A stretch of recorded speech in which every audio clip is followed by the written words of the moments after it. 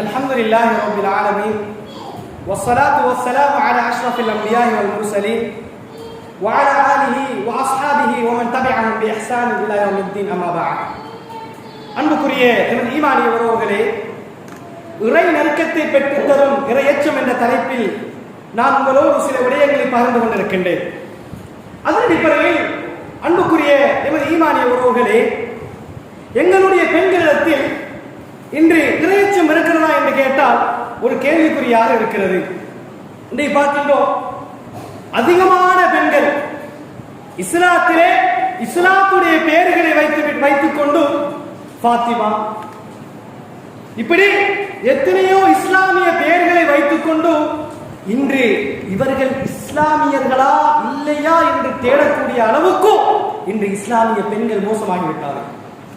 பயம் இல்லை, அல்லாஹ்வை பற்றிய அச்சம் இல்லை, அல்லாஹ்வை பற்றிய உணர்வு இல்லை, பாவங்கள் நிறைந்து இன்று தொலைபேசியினூடாக சமூக வலைதளங்களினூடாக இன்று எத்தனையோ பெண் பிள்ளைகள் இன்று வலம் வருவதை நாம் பார்க்கக்கூடியதாக இருக்கின்றன. இப்ப புதுசா டிக்டாக், இஸ்லாமிய பெண்கள் தான் இன்று அதிகமாக டிக்டாக் இருக்கிறார். இஸ்லாமிய பெண் பிள்ளைகள் அதிகமா இன்னைக்கு டிக்டாக் பிள்ளைகள் எடுத்து பாருங்க. இன்னைக்கு அதிகமா டிக்டாக் பிள்ளைகள் யார் தெரியுமா? வாலிபர்களை விட இஸ்லாமிய பெண் பிள்ளைகள், இஸ்லாத்தை பேர வச்ச பெண் பிள்ளைகள். இவர்கள் உணர்வு இல்லாமல், அல்லாஹ்வை பற்றிய பயம் இல்லாமல், அல்லாஹ்வை பற்றிய அச்சம் இல்லாமல், மௌத்தை பயப்படாமல், நான் டிக்டாக் செய்கிறேனே, நான் ஆடுகிறேனே, இந்த நேரத்தில் மௌத்து வந்துவிட்டால் என்னுடைய நிலைப்பாடு என்ன என்று உணராமல் இன்று சமூக வலைத்தளங்களிலே முகங்களை காட்டிக்கொண்டு இன்றைக்கு எத்தனையோ பெண் பிள்ளைகள் டிக்டாக் செய்வதை நாம் பார்க்கக்கூடியதாக இருக்கின்றன. அன்புக்குரிய உறவுகளே, நான் உங்களுக்கு ஒரு சம்பவத்தை சொல்கிறேன். அல்லாஹ்வுடைய தூதர் ஒரு இப்படியான ஒரு பள்ளியிலே அமர்ந்து கொண்டிருக்கின்றார்கள். சஹாபாக்கள் எல்லாம் இருக்கின்றார்கள், பெரும் பெரும் சஹாபாக்கள் இருக்கின்றார்கள். உமர் ரலியல்லாஹு இருக்கின்றார்கள், அபூபக்கர் ரலியல்லாஹு இருக்கின்றார்கள், அலி ரலியல்லாஹு இருக்கின்றார்கள். இப்படி பெரும் பெரும் சஹாபாக்கள் எல்லாம் இருக்கின்றார்கள். ஒரு பெண் ஓடி வருகிறார்.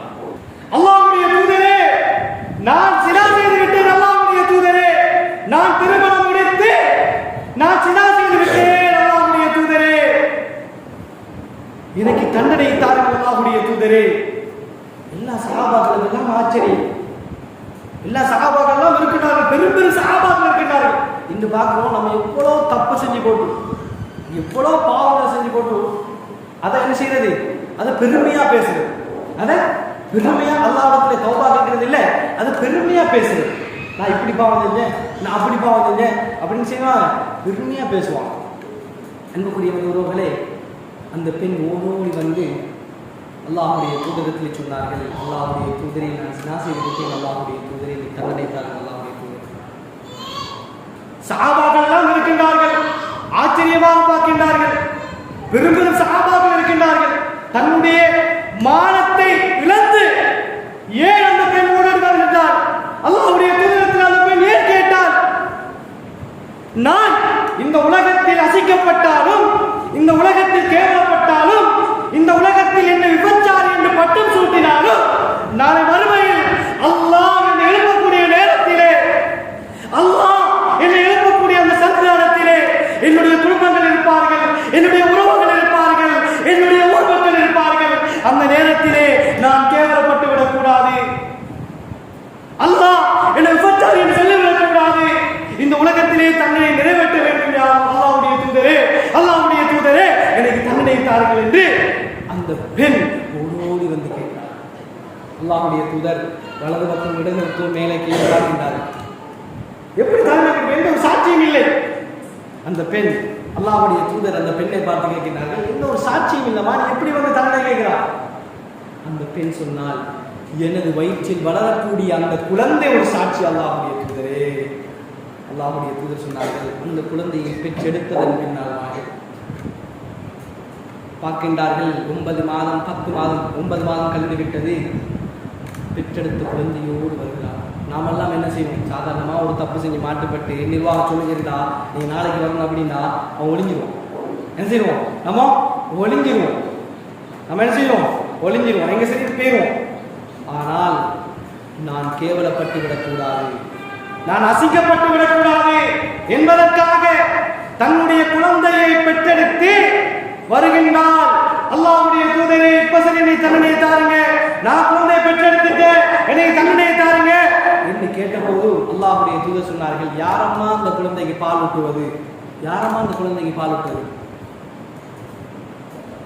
இந்த குழந்தை பாலை மறந்து மென்று சாப்பிட்ட அளவுக்கு இந்த குழந்தையை வளர்த்து விட்டு வா என்று சொல்கின்றார். 2 வருஷம் பால் ஊட்டினா சாதாரணமாக 2 வருஷம் போகும். ஒரு பிள்ளை பால் ஊட்டுன்னு சொன்னால் 2 வருஷம் போகும்.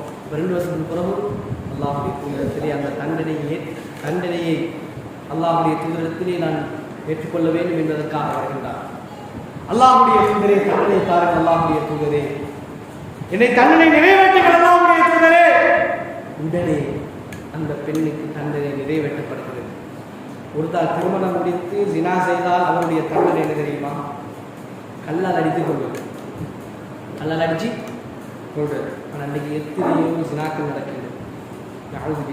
இல்லா மன்ஷா அல்லாஹ், அல்லாஹ் நாடிய நபர்களை தவிர, அல்லாஹ் பயந்த நபர்களை தவிர, தக்வாவோடு இருக்கக்கூடிய நபர்களை தவிர, இறையச்சவாதிகளை தவிர, அல்லாஹுக்கு பயப்படாமல், அல்லாஹ்வை அஞ்சாமல், எந்த ஒரு உணர்வும் இல்லாமல், நான் இஸ்லாமிய மார்க்கத்திலே இருக்கிறதா இல்லையா என்று சந்தேகத்திலே வாழக்கூடிய இன்னைக்கு எத்தனையோ ஆண்களும் பெண்களும் இன்னைக்கு இஸ்லாமிய இருப்பதை நான் கண்ணூடாக பார்க்கக்கூடியதாக இருக்கிறது. அன்புக்குரிய உறவுகளை, அல்லாஹ்வுடைய தூதர் அந்த பெண்ணுக்கு தண்டனை நிறைவேற்றுகின்றார். நிறைவேற்றுகின்ற போது அல்லாஹ்வுடைய தூதர் அந்த பெண்ணுக்கு தொழுகை நடத்துவதற்காக செல்கின்ற போது உமர் ரலியல்லாஹு அன்ஹு அவர்கள், அல்லாஹ்வுடைய தூதரே, யா நபி அல்லாஹ், அல்லாஹ்வுடைய தூதரே, இந்த சினா செய்த பெண்ணுக்கா நீ தண்டனை தொழுகையை நிறைவேற்ற போகிறாய்?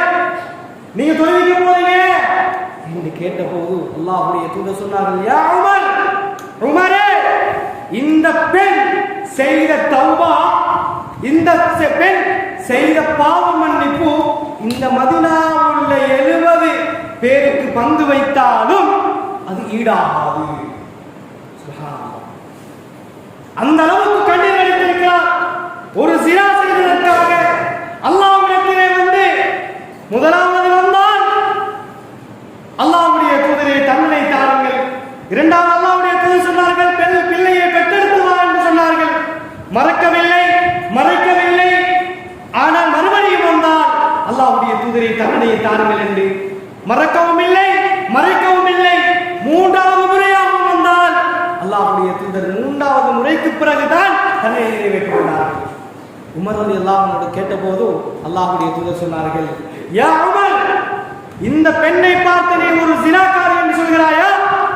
மதீனாவில் உள்ள 70 நபர்களுக்கு இந்த பெண் செய்த தௌபாவை பங்கு வைத்தாலும் அது ஈடாகாது என்று சொன்னார்கள். சுப்ஹானல்லாஹ். அன்புக்குரிய எமது உறவுகளே, அல்லாஹ்வை பயந்து வாழ வேண்டும், இறையச்சத்தோடு வாழ வேண்டும். நாங்கள் பாவம் செய்தால் அதை பெருமையாக நாங்கள் சொல்லிவிடக் கூடாது. தன்மைகள் பாவம் செய்தால் அடுத்த நாள் காலையிலே வந்து அல்லாஹ்விடத்திலே கையேந்தி, யா அல்லாஹ், நான் இப்படியான பாவம் செய்திருக்கேன், யா அல்லாஹ், என்னை மன்னித்து விடு யா அல்லாஹ், நீ மன்னிக்கக்கூடியவன் யா அல்லாஹ், என்னுடைய தௌபாவை ஏற்றுக்கொண்டு விடு யா அல்லாஹ் என்று அல்லாஹ்விடத்திலே அழுது பிரார்த்தனை செய்ய வேண்டும். அன்புக்குரிய உறவுகளே, இது நம்ம என்ன செய்யுது? பாவம் செஞ்சு கொண்டு அதை பெருமையா என்ன செய்யறது? அவ்வளவுபடி சொல்லிட்டு நான் இப்படி பாவம் செஞ்சேன், இப்படி பாவம் செஞ்சேன், இப்படியான பாவம் செய்து சொல்லுது, அவ்வளவுபடி சொல்லிட்டு இருக்குது. அன்புக்குரிய உறவுகளே, அல்லாஹ் என்னையும் உங்களை பாதுகாக்க வேண்டும். அல்லாஹ் என்னையும் உங்களையும் பாதுகாக்க வேண்டும். அன்புக்குரிய எமது ஈமானிய உறவுகளே, இறையச்சவாதிகளாக நாங்கள் இந்த உலகத்தில் வாழ்ந்தால்தான் அல்லாஹ்வுடைய அன்பும் அல்லாஹ்வுடைய இரக்கமும் எங்களுக்கு கிடைக்கும். இந்த உலகத்தில் நாங்கள் என்ன அமல்கள் செய்தாலும் சரி, நாங்கள் மௌத்து வரைக்கும் தொழுதாலும் சரி, ஹஜ்ஜிகள் நிறைவேற்றினாலும் சரி, உம்ராவுடைய கிருமிகளை நிறைவேற்றினாலும் சரி, நாங்கள் ஏழையவர்களுக்கு எளியவர்களுக்கு ஜகாத்துகள் கொடுத்தாலும் சரி, அல்லாஹ்வுடைய அன்பு இல்லாமல், அல்லாஹ்வுடைய இரக்கம் இல்லாமல், அல்லாஹ்வுடைய ரஹ்மத் இல்லாமல் சுவர்க்கத்துடைய வாசனையை கூட நாங்கள் நுகர முடியாது. நம்ம நினைப்போம் நம்ம நல்லா தானே தொழுகிறோம், நம்ம 5 வேளை தொழுகிறோம், மாஷா அல்லாஹ், ஒரு நாளை தொழுக விடாமல் தொழுகிறோம், சதகாக்கள் கொடுக்குறோம், தான தர்மங்கள் செய்கிறோம், ஜக்காத்துகள் செய்கிறோம், ஹஜ் செய்கிறோம், உம்ரா செய்கிறோம். அல்லாஹ்வுடைய அன்பு இருக்க வேண்டும், அல்லாஹ்வுடைய ரஹ்மத் இருக்க வேண்டும், அல்லாஹ்வுடைய நெருக்கம் இருக்க வேண்டும். அல்லாஹ்வுடைய அன்பு, அல்லாஹ்வுடைய இரக்கம் இருந்தால்தான் நாங்கள் சுவர்க்கத்துடைய வாசனையை கூட நாங்கள் நுகர முடியும்.